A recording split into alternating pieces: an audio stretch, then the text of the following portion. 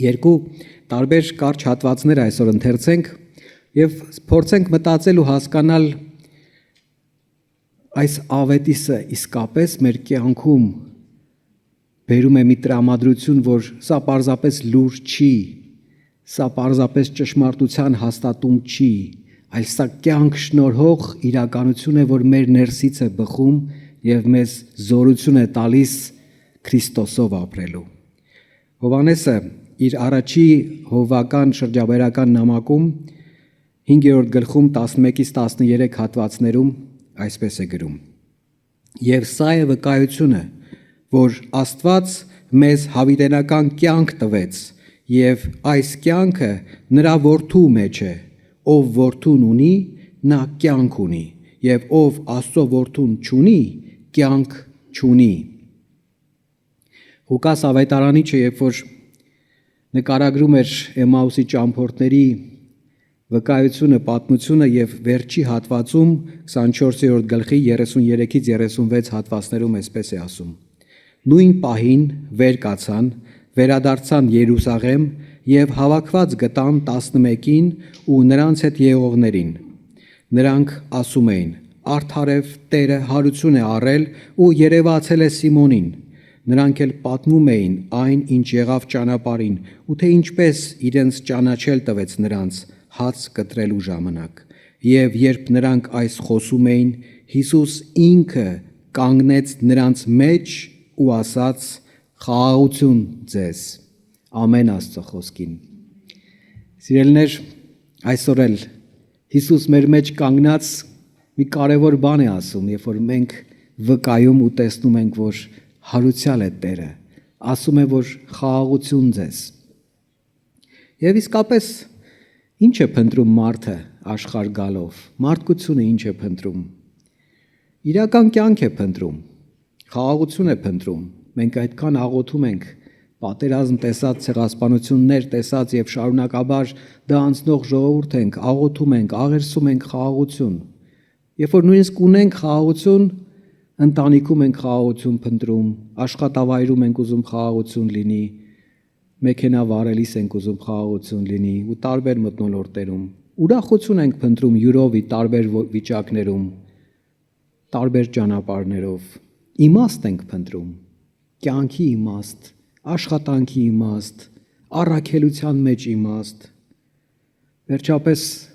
հավիտենականություն ենք փնտրում։ Դարեր շարունակ գիտնականները փորձում են գտնել մի բաղադրատոմս, մի ապրելաձև, մի վիճակ, որ մարդը չքայքայվի, չփչանա, չծերանա, հավիտյան ապրի, ինչ որ ձևերով։ Փնտրում ենք։ Որտեղ ենք գտնում, ինչպես ենք գտնում։ Սուրբ Գիրքը մեզ տալիս է մի հստակ ու պարզ պատասխան, որ այս ամբողջը միավորում է ու մեկտեղում է ու ասում է կյանքը որդու մեջ է։ Սովետի շրջանում մի անեկդոտ կար Բրեժնևի հետ կապված։ Այդ ավագ տարիքի մարդիկ կհիշեն, որ Բրեժնևին ասում են Քրիստոս հարյավ իմ մեռելոց, պատտվում ասում է շնորհակալ եմ, ինձ արդեն զեկուցել են։ Հաճախ երբ որ մենք տոնում ենք Սուրբ Հարությունը, իրար ասում ենք Քրիստոս հարյավ իմ մեռելոց եւ շատ հաճախ ենք ասում, արագ ենք ասում, արագ էլ պատասխանում ենք օրհնյալ է հարությունը Քրիստոսի։ Բայց արդյոք սա պարզապես տեղեկություն է, որ մենք իրար փոխանցում ենք։ Եթե դեռ տեղեկություն է, գիտելիք է, ճշմարտություն է, որին միգուցե համաձայն ենք, բայց ինչ խորությամբ ենք համաձայն։ Սա պարզապես գաղափար է, թե ապրելակերպ է։ Սա կրոնական հայտարարություն է, որ մենք ի տարբերություն, ասենք, աթեիստների կարող ենք սա ասել։ Կարող ենք ասել միգուցե մենակ մեր փոքր շրջանակում, որ հանկարծ տարօրինակ չնայեն, չասեն հավատացյալը, կարծես դա ճակերտավոր վատ բան է, կամ ինչ-որ բարության, գեղեցկության խորհրդանիշ ընդամենը մեզ համար։ Ժամանակակից շատ մտածողներ շատ հստակ շեշտում են, որ չեն հավատում, որ երբևէ մեկը մեռելներից հարություն է առել։ Շատ մյուսները ավելի կտրուկ ասում են մեր ճանաչած մարդկանցից. կարևոր չէ թե ուր գնաց Հիսուսի մարմինը, նա մեռած է եւ մնում է մեռած։ Մեր ժամանակի ձայնն է այսպիսին։ Մեր ժամանակի ճիճն է այսպիսին, ինչքան էլ որ փորձենք այլ տեսակետից նայել։ Մեր շուրջը աշխարհը շատ կրոնից հեռացող տենդենսների մեջ է։ Գերեզմանը փակ եւ մարմինը մեջը դրված է տեսնում ամեն իրավիճակում։ Կա երկրորդ իրականությունը։ Շատերը լավ ճանաչում եք Լև Տոլստոյին, իր հիանալի գրքերն, իր գաղափարախոսությունները։ Բայց Լև Տոլստոյի Քրիստոսի հարության վերաբերմունքի մասին մի կարճ բան պատմեմ։ Հիսուսի իրական հարությունը ֆիզիկական չէ, նա էր կարծում։ Նա ասում էր, որ Հիսուսի ուսմունքն է հարություն առած։ Հիսուսի ուսմունքն է շարունակվում մարդկանց մեջ տարածելով։ Սա իր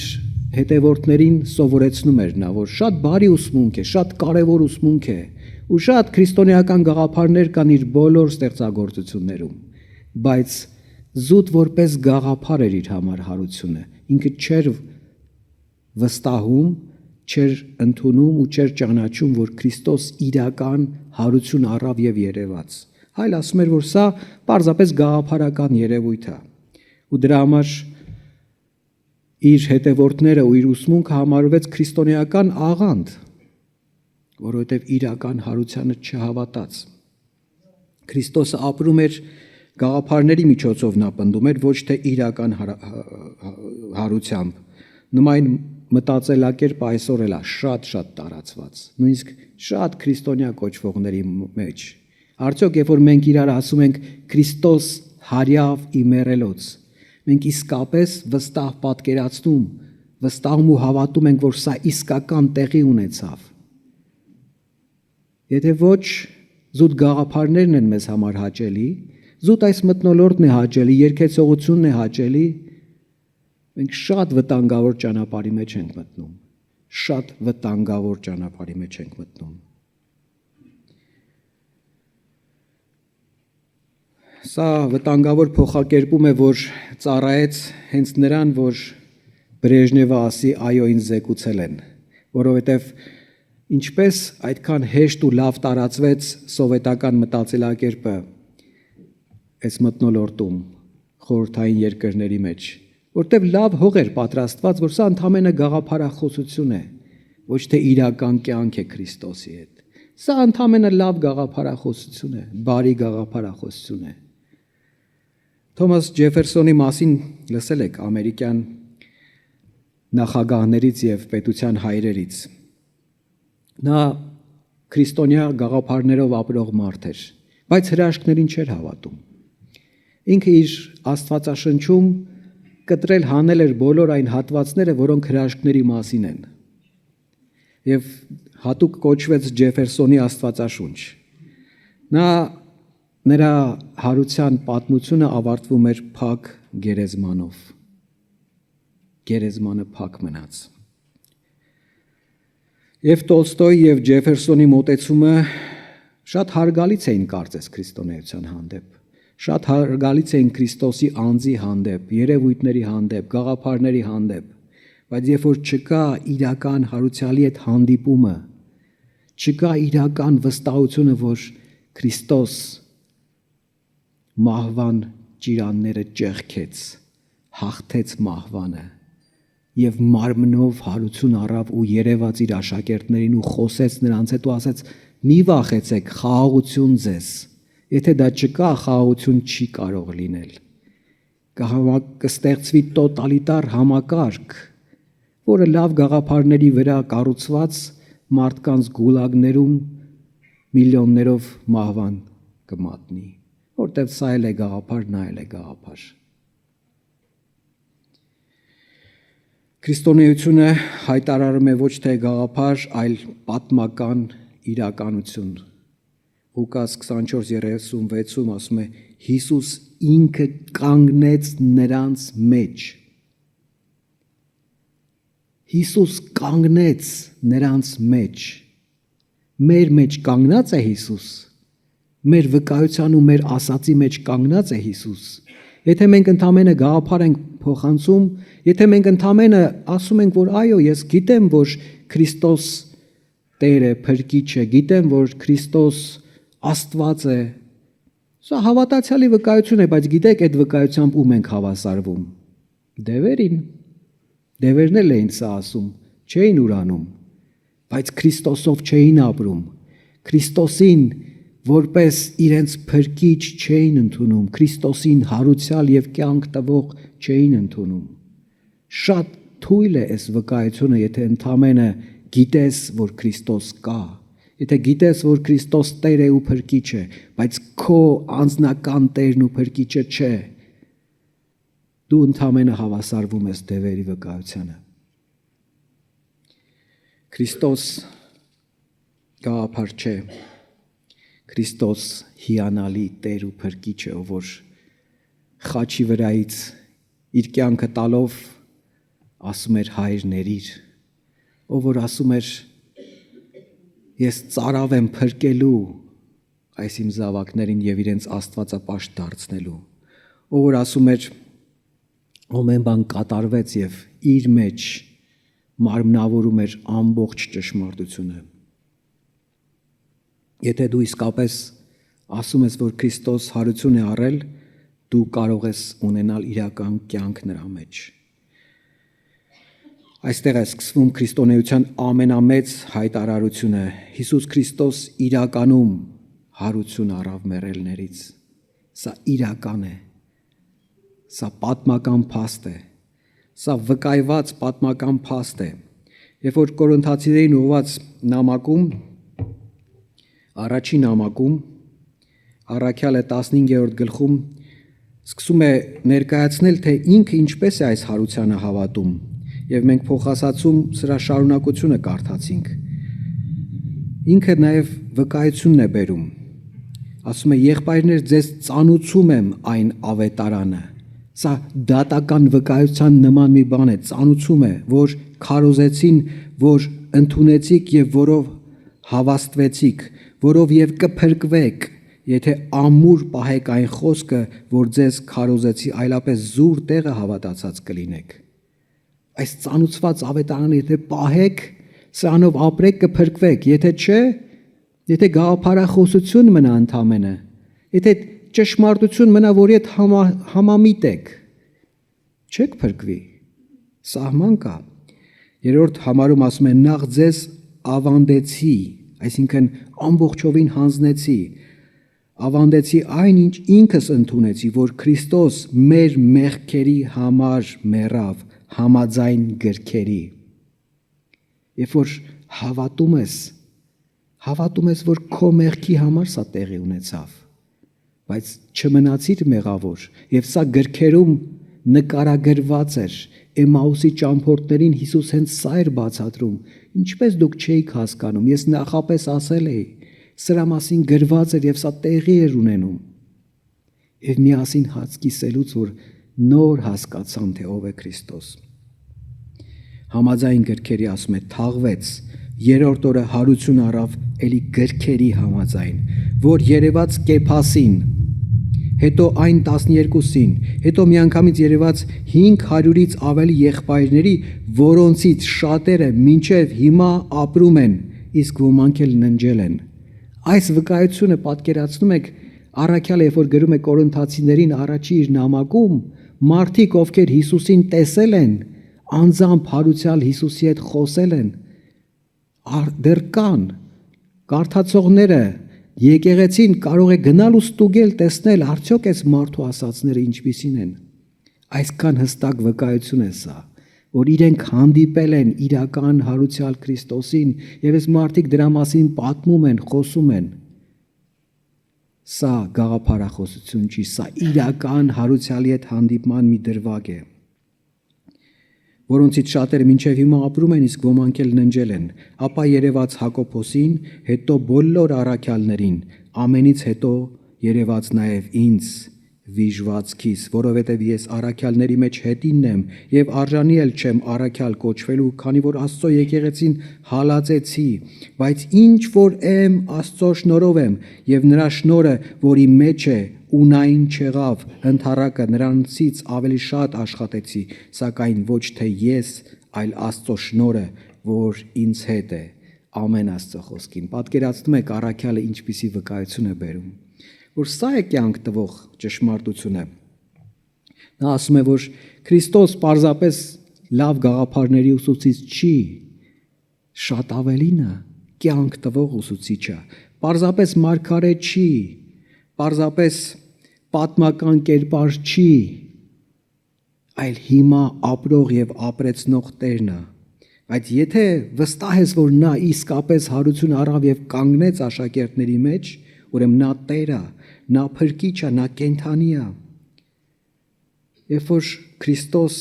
իրական կենդանի Աստված գործում է մեր մեջ, մեր միջոցով, մեր հետ, նա բերում է պատասխանատվություն, բերում է ուղղություն, բերում է խաղաղություն։ Ինչու են մարդիկ մերժում հարությունը։ Երբ որ վստահ ես, որ կա սովորական ընթացքի կտրուկ փոփոխություն, որ որևէ ձևով մարդկային տրամաբանությամբ չի լինում բացատրել, հասկանում ես, որ կա նաև հեղինակ ես ամեն ինչի, կա նպատակ ես տիեզերքի, կա նպատակ ես կյանքի, այսինքն հարությունը նշանակում է, որ Աստված կա։ Հարությունը նշանակում է մեղքը իրական է եւ պետք է պատժվի, բայց նաեւ հարությունը նշանակում է, որ դատաստան կա եւ պատասխանատվություն կա։ Մարդիկ մերժում են հարության լուրը, ընդհանրապես գաղափարախոսության են տանում, որովհետեւ սա պատասխանատվությունից փախուստ է։ Եթե Քրիստոս հարություն է առել, մենք պատասխանատվություն ենք կրում ապրել իր կյանքով, ապրել իրենով, որպեսզի ինքը մեզ շարունակի կյանք տալ։ Երբ որ չենք հավատում այս հարությանը, մենք մեզ պատասխանատվությունից դուրս ենք դնում եւ կարծես հեշտ է այսպես ապրել առաջին հայացքից անպատասխանատու կյանքով, բայց երբ որ անպատասխանատու կյանքով ես ապրում, կորցնում ես այն ինչի համար որ ստեղծված ես, այն ինչ որ փնտրում ես, խաղաղությունը, կորցնում ես իրական խաղաղությունը, իրական կյանքի նպատակը, գնում ես ինչ որ մի ուղղությամբ, բայց հասնում ես ոչ քո ուզած վայրը։ Կարծես թե գործունեությամբ ես զբաղված, ջանք ես դնում, եռանդ ես դնում, բայց աննպատակ։ Ու ամենավատը վերջում հայտնվում ես հավիտենական տանջանքի վայրում։ Քրիստոս կյանքի միակ աղբյուրն է։ Հովանու ավետարանում առաքյալը սկզբից եւ դա է սկսում բացատրել, բայց 1:4-ում կարճ հստակ հռչակում է կյանքը նրանով էր եւ կյանքը մարդկանց լույսն էր։ Կյանքը նրանով էր եւ կյանքը նրանով է հատկապես հարուցյալ ուրախությունը կրելով։ Նա կյանք է տալիս մեր մեջից ու մեզ։ Հովանու ավետարան 14:6-ում ասում է. Ես եմ ճանապարհը, ճշմարտությունը եւ կյանքը։ Ինչ ճանապարհ ես փնտրում ուրիշ։ Չկա ուրիշ ճշմարիտ ճանապարհ։ Ինչ կյանք ես փնտրում։ Ուրիշ կյանք չկա։ Ինչ ես ճշմարտություն փնտրում ուրիշ տեղերում։ Միակ ճշմարտությունը հարուցյալ Քրիստոսի ներկայության մեջ է։ Ոչ թե պարզապես կյանք է տալիս, ինքն է հենց կյանքը։ Հովանու ավետարան 3:16-ից 19 ընթերցենք։ Աստված այնքան սիրեց աշխարհը, որ իր միածին որդուն տվեց, որպեսզի ով որ նրան հավատում է, չկորչի, այլ հավիտենական կյանք ունենա։ Որովհետև Աստված իր որդուն աշխարհ չուղարկեց դատելու աշխարհը, այլ որպեսզի նրա միջոցով աշխարհը փրկվի։ Ով նրան հավատում է, չի դատապարտվի, իսկ ով նրան չի հավատում, արդեն դատապարտված է, որովհետև չհավատաց Աստծո միածինի անվանը։ Եվ այս է դատաստանը, լույսը աշխարհ եկավ, սակայն մարդիկ խավարը լույսից ավելի սիրեցին, որովհետև իրենց գործերը չար էին։ Ուրեմն հավատալը, ապրելը սկսում է կյանք տալ, Եվ Քրիստոս որպես կյանքի աղբյուր քո ներսից սկսում է ձևավորել քո կյանքը, քո ճշմարտությունը, քո առաքելությունը, քո նպատակը։ Ինչ կյանք է սա։ Սա պարզապես միայն ապագայում խոստացված կյանք չի, սա հիմիկվանից սկսած կյանք է։ Քրիստոսին Տեր ու Փրկիչ ընդունելու այդ դրվագից սկսած կյանք է, որ ինքը սկսում է քո մեջից բխեցնել կյանք։ Սա այժմ սկսված Աստծո այդ հաշտության կյանք է, ներման ու ողորմության կյանք է։ Սա կյանք է, որ նոր սկիզբ ունի, բայց էլ ավարտ չունի։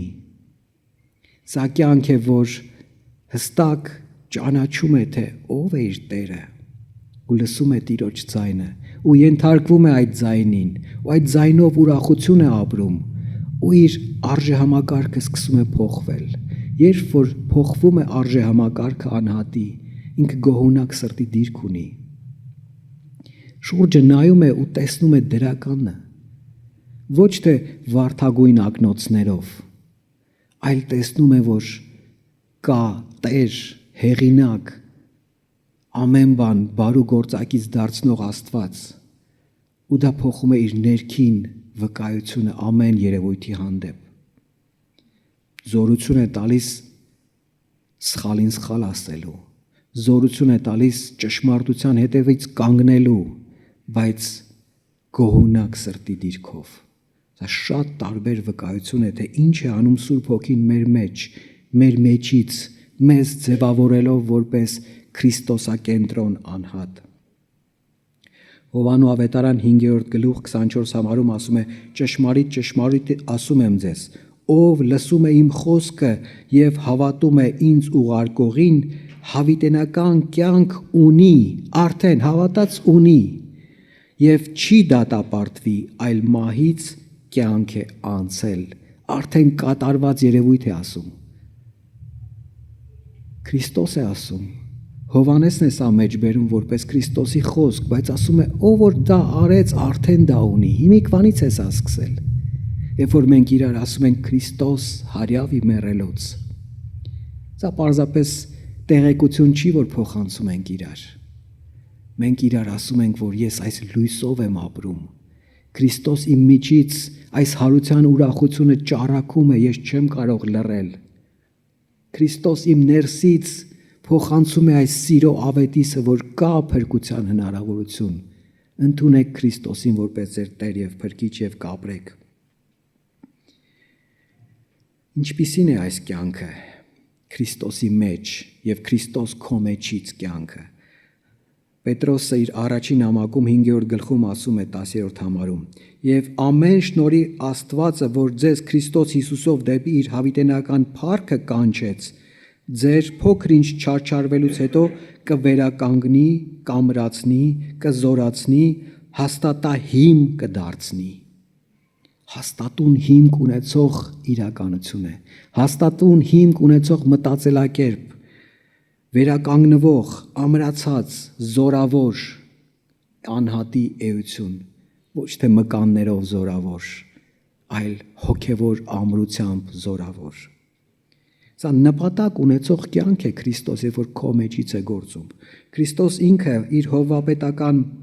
աղոթքում 17 Հովհաննես ավետարան մինչև 19 ասում է. «Սրբացրու նրանց քո ճշմարտությամբ, քո խոսքը ճշմարտություն է, ինչպես դու ինձ աշխարհ ուղարկեցիր, այնպես էլ ես նրանց աշխարհ ուղարկեցի, եւ ես ինձ նրանց համար եմ սրբացնում, որպեսզի նրանք էլ սրբացվեն ճշմարտությամբ»։ Սա առաքելություն է, սրբանալ ճշմարտությամբ եւ աշխարհին տանել այս ճշմարտությունը, սրբանալ Քրիստոսին քո մեջ ունենալով, Քրիստոսի ճշմարտությունը կրելով եւ աշխարհին սրբագործել այս ճշմարտությունը բերելով աշխարհ, թեկուզ եւ նաեւ բառացի ասելով Քրիստոս հարյավի մեռելոց։ Մենք հաճախ սա միայն այս տոնին ենք ասում, բայց կարող ենք միշտ ասել։ Այդ ճշմարտությունը երբեք ժամանակավրեպ չէ։ Այդ ճշմարտությունը ամեն օր արդիական է։ Հարուցյալ Քրիստոսի հետ հանդիպումը ամեն անհատի կյանքը կարող է փոխել, եթե ինքը իսկապես ընտրել է լույսը, ճշմարտությունը, թույլ կտա, որ Սուրբ Հոգին սկսի գործել իր մեջ եւ վերաձևակերպել իր մտածելակերպը։ Հայրը սիրում է որդուն եւ այդ նույն սիրով սիրեց մեզ։ Խաչի վրա մենք դա տեսանք։ Խաչի վրա մենք դա վերապրեցինք։ Սա վստահության, կատարյալ վստահության կյանք է, ինչպես է Քրիստոս ասում. Հայր, քո ձեռքերի մեջ եմ հանձնում հոգիս։ Սա մանկական աղոթք է, վստահություն է, իրական հավատացյալի դիրք է, երբ որ մենք ասում ենք քո ձեռքերի մեջ եմ հանձնում հոգիս։ Սա մահվան զրույց չի, սա սիրո ու վստահության զրույց է, կատարյալ վստահության զրույց է, կատարյալ ուրախության զրույց է, սա կատարյալ ուրախության աղոթք է, որ ես հարություն եմ առնելու։ Հիմա ննջում եմ, հիմա չեմ ննջում, պարզապես ապրում եմ, բայց գիտեմ, որ հոգիս ամենահապահով ձեռքերի մեջ է, Հայր Աստծո հոգատար ձեռքերի մեջ է։ Եթե իրեն եմ հանձնվել, արդեն հավիտենական կյանքի մեջ եմ ապրում։ Սա ուրախությամբ լի կյանք է։ Հովանու ավետարան 15-րդ գլուխ 11-ից 12 համարներում այսպես է Հիսուսն ասում. այս բաները ձեզ ասեցի, որպեսզի իմ ուրախությունը ձեր մեջ լինի, Քրիստոսի ուրախությունը մեր մեջ լինի, ասում է, եւ ձեր ուրախությունը կատարյալ լինի։ Մենք ուրախություն ենք փնտրում տարբեր տեսակի, փոխհարաբերությունների մեջ, ընտանիք կազմելու մեջ, երեխա ունենալու մեջ, նոր բաներ առնելու մեջ, նոր վայրեր գնալու մեջ, նոր հաղթանակների հասնելու մեջ, իսկապես մեր մեջ հատուկ process-ներ են գնում, որ մեզ ուրախություն են պատճառում։ Վատ բաներից չեմ ասում դեռ, թե ինչերի մեջ ուրիշ կարող ենք փնտրել ուրախություն, բայց Քրիստոսը ասում է. ես ինձ տալիս եմ ձեզ, որպեսզի դուք ունենաք իրական ուրախություն եւ կատարյալ ուրախություն։ Սա է իմ պատվիրանը 12-րդ համարը, որ սիրեք միմյանց ինչպես ես ձեզ սիրեցի։ Ուրախությունը ունի բնույթ սիրել իրար, ինչպես Քրիստոս սիրեց։ Ինչպես Քրիստոս սիրեց, խաչի վրայից կյանքը տալով սիրեց, անձնազոհ սիրով սիրեց, ընկածին բարձրացնելու եւ ներելու սիրով սիրեց։ Սա կատարյալ ուրախության բնույթն ու բաղադրիչն է։ Աստծո զորությամբ ասակ, ոչ թե մեր ուժով, այլ իրա ուժով, իրա զորությամբ, Եբրայեցի 5 մասին խոսում։ Սա միությունը Քրիստոսի հետ, Քրիստոս ասում է, ով որ իմ վրա պատվաստված է, նա սնուցվում է, նա կյանք ունի, Հայրը մաքրում է, էտում է, կարգավորում է, բայց սնուցում կա, որ Քրիստոսով է, անդադար ու բավարար սնուցում կա։ Ով ունի որդուն, կյանք ունի։ Սա ոչ թե գաղափարախոսություն է, այլ կատարյալ միացված լինել է Քրիստոսին։ Հովանու ավետարան 20:31-ում առաքյալը կարծես իմի է բերում, ասում է, ով որ Քրիստոսին հավատում է, այս բաները կարդալով, տեսնելով, նկարագրվածին վստահելով հավիտենական կյանք է ունենում։ Ինչպես է սա արտահայտվում, երբ որ մենք հավատում ենք, երբ որ մենք ուրախություն ունենք, երբ որ մեր էությունը փոխված է։ Գաղատացիներին ուղված նամակում 2:20-ում ասում, այլևս ես չեմ ապրում, այլ Քրիստոսն է ապրում իմ մեջ։ Իր ես այլ գոյություն չունի, իր դիմագիծը կա, իր արտահայտչա ձևը կա, իրեն ճանաչում են, բայց երբ որ արդեն Քրիստոս լիակատար իր մեջ է ապրում, իր միջոցով Քրիստոսին են ճանաչում։ Այլևս ես չեմ ապրում, որտև ինքը իր առաքելությունը չի իրականացնում, իր մասնավոր եսի առաքելությունը, այլ ինքը միացել է մեծ Քրիստոսի առաքելությանը եւ ապրում է այդ առաքելությանը համահունչ այդ առաքելությունը իրականացնելու։ Հենց դրա համար ասում է, այլևս ես չեմ ապրում, այլ Քրիստոսն է ապրում իմ մեջ։ Սա նշանակում է իրական նոր կյանք, նոր սիրտ, նոր կյանքի ուղղություն։ Հռոմեացիս 6:4-5-ում այս կյանքի ուղղության մասին ասում է. մկրտությամբ նրա հետ թաղվեցինք մահի մեջ, որպեսզի ինչպես Քրիստոսը մեռելներից հոր փառքով հարություն առավ, այնպես էլ մենք նոր կյանքով ընթանանք, որովհետև եթե նրա մահվան նմանությամբ նրա հետ միացանք, ապա նրա հարությամբ նույնը կլինենք։ Պատկերացնում եք խորությունը այս կարճ նախադասությունների։ Նույնը կլինենք։ Հարուցյալ Քրիստոսինը սա ավելին է, քան պարզապես հավատք։ Սա իրական կյանք է։ Երբ որ մենք սկսենք առաքյալի նման մտածել մեր կյանքի մասին, մեռած էի, բայց մեռամեղքի համար հիմա ապրում եմ Աստծո համար։ Սա մեզ բերում է նոր փնտրտուք, նոր առաջնահերթություններ։ Կողոսացիս նամակում 3 գլխում 1-3 համարներում ասում է. «Արդ եթե Քրիստոսի հետ հարություն առաք», տեսեք ամեն նամակում, ամեն նախադասության մեջ հիշեցնում է հարության կարևորությունը։ Եթե դուք հավատացել եք, որ Քրիստոս հարություն է առել, դուք էլ նրա հետ հարություն եք առել, ինչ ասում, արդ եթե Քրիստոսի հետ հարություն առաք, ապա փնտրեք այն, ինչ վերևում է, որտեղ Քրիստոսն է Աստծո աջ կողմում նստած։ Վերևում եղած բաների մասին մտածեք, ոչ թե այն, ինչ երկրի վրա է, որովհետև դուք մեռաք ու ձեր կյանքը ծածկված է Քրիստոսի հետ Աստծո մեջ։